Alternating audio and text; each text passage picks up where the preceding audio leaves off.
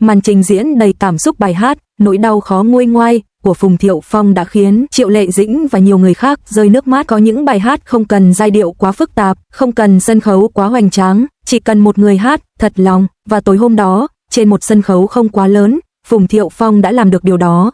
Một đêm không được báo trước, buổi biểu diễn ban đầu không phải là một concert lớn, không có chiến dịch quảng bá rầm rộ, không có những teaser kéo dài nhiều ngày, chỉ là một chương trình âm nhạc với nhiều nghệ sĩ tham gia. Khán giả đến với tâm lý thoải mái, không ai nghĩ rằng họ sẽ được chứng kiến một khoảnh khắc đáng nhớ. Khi ánh đèn dịu xuống, sân khấu chìm trong ánh sáng nhẹ, tiếng nhạc dạo vang lên chậm rãi, không quá mạnh, không quá cao trào, chỉ là những nốt nhạc đầu tiên, đủ để kéo cảm xúc người nghe xuống chậm lại.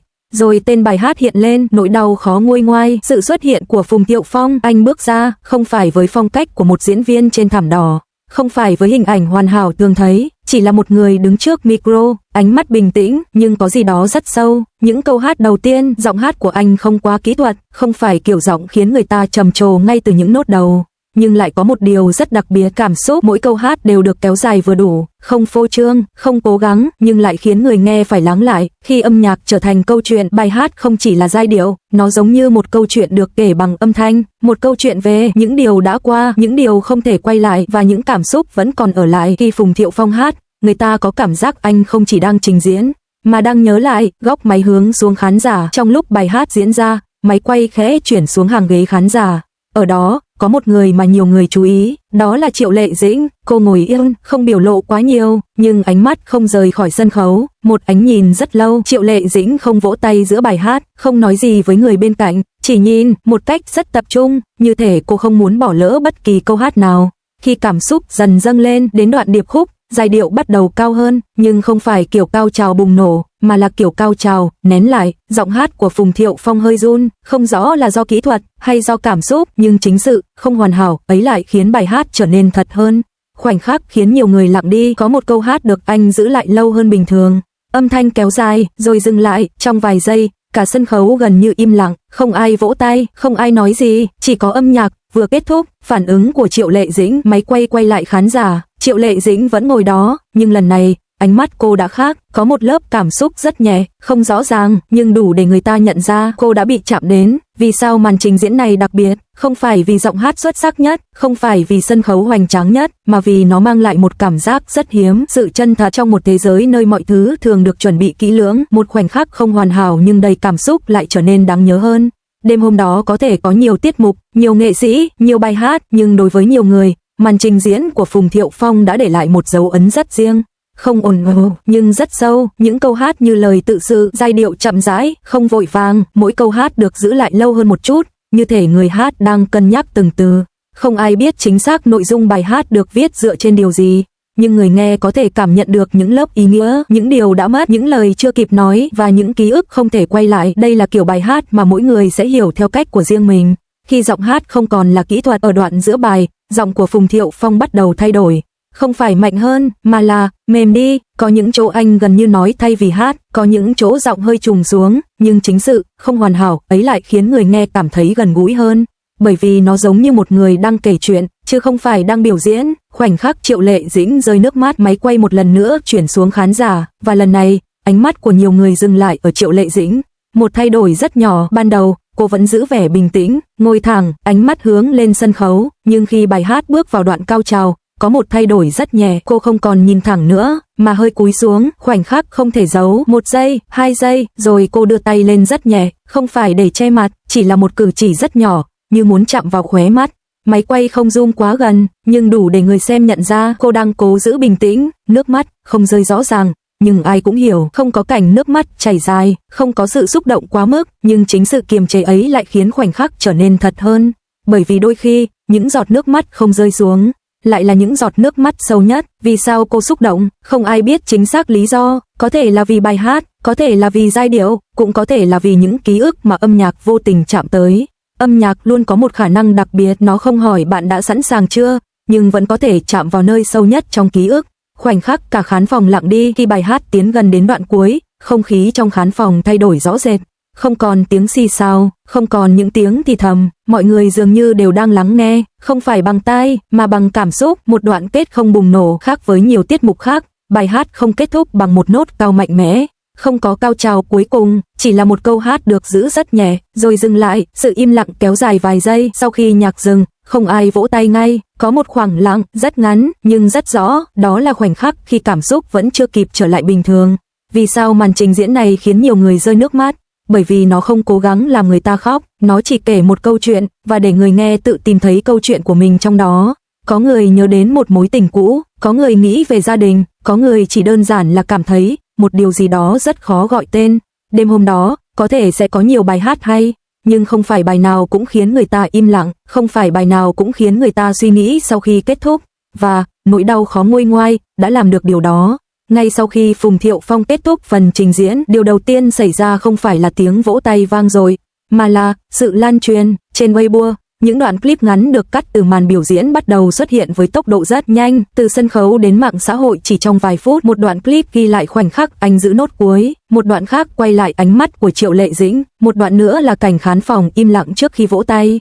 Những video này được đăng tải gần như ngay lập tức, và chỉ trong thời gian ngắn, chúng bắt đầu được chia sẻ lại hàng loạt. Những từ khóa leo lên hot search không cần bất kỳ thông báo chính thức nào, các từ khóa liên quan nhanh chóng xuất hiện. Phùng Thiệu Phong hát nỗi đau khó nguôi ngoai, Triệu Lệ Dĩnh xúc động, khoảnh khắc cả khán phòng im lặng. Bài hát khiến người nghe rơi nước mắt. Những cụm từ này dần leo lên bảng tìm kiếm, không phải vì tranh cãi, mà vì cảm xúc. Bình luận của cư dân mạng, những câu nói rất thật. Phần bình luận dưới các video nhanh chóng trở thành nơi mọi người chia sẻ cảm nhận. Một số bình luận tiêu biểu, giọng hát không hoàn hảo, nhưng cảm xúc thì quá thật, xem đến đoạn cuối mà không biết vì sao mình lại thấy buồn. Khoảnh khắc Triệu Lệ Dĩnh cúi đầu là lúc mình không cầm được. Có những bài hát không cần hay nhất, chỉ cần chạm đến mình. Nhiều bình luận nhận được hàng chục nghìn lượt thích, không phải vì chúng đặc biệt, mà vì chúng nói đúng điều mà rất nhiều người đang cảm nhận. Vì sao đoạn clip này lan truyền mạnh? Trong một thế giới mạng xã hội đầy nội dung, không phải thứ gì cũng có thể lan rộng. Nhưng những gì hội tụ đủ ba yếu tố sau gần như luôn tạo hiệu ứng lớn, cảm xúc thật, khoảnh khắc tự nhiên và sự đồng cảm. Màn trình diễn này có đủ cả ba, vì vậy, nó không chỉ viral, mà còn ngược lại trong suy nghĩ của người xem.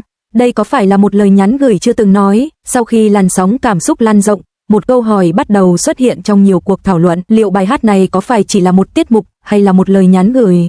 Khi nghệ sĩ dùng âm nhạc để nói điều khó nói trong thế giới nghệ thuật, có những điều không dễ nói trực tiếp, không thể giải thích bằng lời, không thể đưa ra trong một cuộc phỏng vấn, nhưng âm nhạc lại có thể làm điều đó. Một câu hát, một khoảng lặng, một ánh mắt, tất cả có thể trở thành ngôn ngữ khác của cảm xúc. Những chi tiết khiến người ta suy nghĩ, người xem bắt đầu chú ý đến những điều nhỏ, cách anh giữ một số câu hát lâu hơn, cách giọng anh hơi trùng xuống ở đoạn giữa, ánh mắt không nhìn thẳng xuống khán giả. Những chi tiết này không rõ ràng, nhưng lại đủ để khiến người ta đặt câu hỏi, một giả thuyết không có câu trả lời. Có người tin rằng đó chỉ là một màn trình diễn, có người nghĩ rằng đó là cảm xúc thật, có người cho rằng mỗi người sẽ hiểu theo cách riêng, và có lẽ chính sự không rõ ràng ấy lại khiến bài hát trở nên đặc biệt hơn. Góc nhìn của Phùng Thiệu Phong sau khi rời sân khấu. Sau khi cúi chào, Phùng Thiệu Phong rời khỏi ánh đèn, không có phát biểu dài, không có chia sẻ ngay lập tức, chỉ là một cái cúi đầu rất nhẹ. Một khoảnh khắc phía sau cánh gà, khi bước vào phía sau sân khấu, ánh sáng thay đổi, âm thanh ồn ào giảm đi, không còn khán giả, không còn máy quay chính, chỉ còn sự yên tĩnh. Đó là nơi mà cảm xúc thường quay trở lại rõ ràng nhất. Khi người biểu diễn trở lại là chính mình trên sân khấu, anh là người kể chuyện, nhưng khi bước xuống, anh chỉ là một người vừa hoàn thành một phần trình diễn.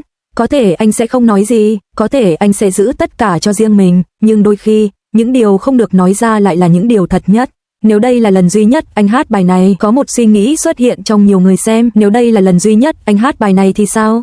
Giá trị của khoảnh khắc có những thứ trở nên đặc biệt không phải vì chúng lặp lại nhiều lần, mà vì chúng chỉ xảy ra một lần, một buổi tối, một sân khấu, một bài hát và một cảm xúc không thể tái hiện lại y nguyên. Vì sao điều này khiến người ta nhớ lâu? Bởi vì con người thường nhớ những khoảnh khắc không lặp lại, không hoàn hảo nhưng rất thật, và màn trình diễn đó có đủ cả ba. Âm nhạc tối hôm đó đã kết thúc, sân khấu rồi cũng tắt đèn, nhưng cảm xúc thì không dừng lại ở đó, nó tiếp tục lan đi, qua từng đoạn video, qua từng bình luận và qua những suy nghĩ mà mỗi người giữ lại cho riêng mình. Sân khấu rồi cũng khép lại, ánh đèn dần tắt, khán giả rời đi, những âm thanh náo nhiệt ban đầu dần nhường chỗ cho sự yên tĩnh. Nhưng có một điều không biến mất, cảm xúc mà bài hát để lại. Góc nhìn của Triệu Lệ Dĩnh khi ở một mình sau đêm diễn. Đêm hôm đó, khi trở về, Triệu Lệ Dĩnh không còn ở trong không gian của sân khấu nữa. Không còn ánh đèn, không còn máy quay, chỉ còn một căn phòng yên tĩnh, một khoảnh khắc không có khán giả. Cô ngồi xuống, có thể là trên ghế, có thể là bên cửa sổ, không ai biết chính xác, nhưng có một điều chắc chắn, khi ở một mình, con người thường không cần phải che giấu cảm xúc nữa.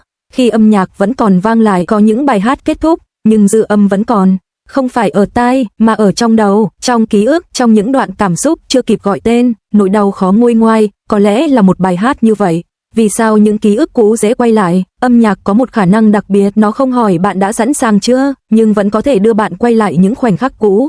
Một câu hát, một giai điệu, một cách nhấn nhá, tất cả có thể mở ra những ký ức mà bạn tưởng rằng mình đã quên. Phân tích sâu, vì sao âm nhạc chạm đến ký ức mạnh đến vậy? Không phải ngẫu nhiên mà một bài hát có thể khiến nhiều người xúc động cùng lúc. Âm nhạc và trí nhớ cảm xúc. Trong tâm lý học, ký ức không chỉ được lưu trữ bằng hình ảnh, mà còn bằng âm thanh. Một giai điệu có thể gợi lại một khoảng thời gian, một con người hoặc một cảm xúc ngay cả khi bạn không cố nhớ. Khi người nghe tự hoàn thành câu chuyện, điều đặc biệt của bài hát tối hôm đó là nó không kể một câu chuyện cụ thể, nó để trống, và chính người nghe sẽ tự lấp đầy khoảng trống đó bằng câu chuyện của riêng mình.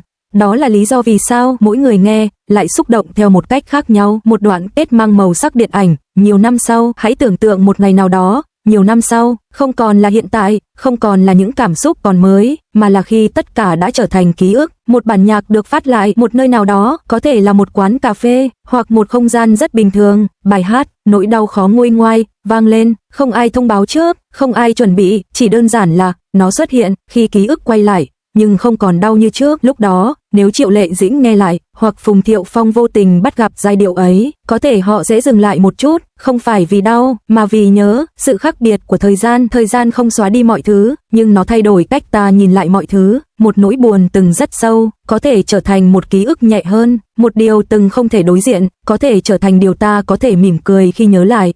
Thông điệp cuối, không phải mọi nỗi đau đều cần quên. Người ta thường nghĩ rằng muốn bước tiếp, phải quên đi quá khứ, nhưng có lẽ điều đó không hoàn toàn đúng. Có những cảm xúc không cần xóa bỏ, có những ký ức không cần phải quên, không cần phải phủ nhận, chỉ cần đặt chúng ở một vị trí khác trong lòng, một vị trí không còn làm bạn đau, nhưng vẫn nhắc bạn rằng bạn đã từng cảm nhận rất sâu. Âm nhạc như một cách để giữ lại. Bài hát tối hôm đó có thể không phải là bài hát hay nhất, không phải là màn trình diễn hoàn hảo nhất, nhưng nó là một khoảnh khắc rất thật, và đôi khi, những điều thật như vậy, lại là những điều ở lại lâu nhất. Kết thúc toàn bộ bài, một đêm diễn, một bài hát, một ánh nhìn, và rất nhiều cảm xúc không được nói ra.